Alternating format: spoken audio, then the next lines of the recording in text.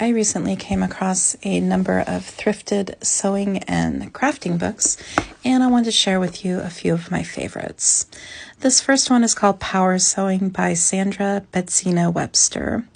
I really like this book because it's helpful in terms of adapting patterns for a better fit. And it has a really detailed section on fitting problems and how you can overcome them. Her tips are really straightforward and easy to grasp without a lot of technical explanation. And she really covers every issue that you might come across in sewing, such as difficult seams, avoiding gaping, necklines, fitting sleeves, and so much more. As always, some of these books are a bit dated in information, but still a wealth of knowledge.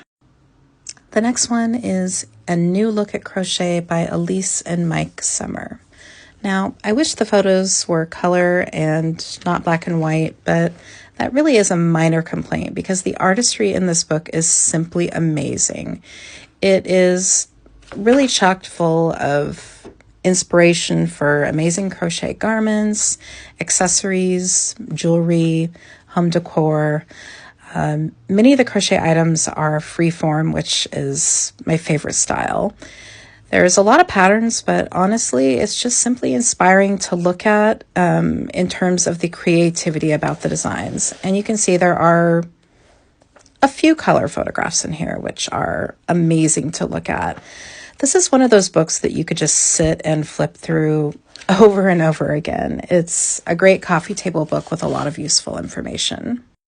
And the last one is Heirloom Sewing for Women, French Sewing by Machine by Martha Campbell Pullen. This is a beast of a book at almost 400 pages. There's a lot of history of Victorian blouse, skirt, and dress styles, which is fascinating to read. A lot of detailed instruction on heirloom sewing, such as embroidery stitches, monogramming, applique, and many French sewing techniques, and so much more. There's a lot of pictures and diagrams, so if you're really interested in heirloom sewing and you like history, then you're really going to love this book. Honestly, even if you don't sew, but you have a love of antique textiles, I think you'll really appreciate it. It's a great reference guide. I honestly love old sewing books. They often have better information than newer ones. And I have a pretty extensive library of new and thrifted sewing books. So if you want me to do reviews on more, just let me know.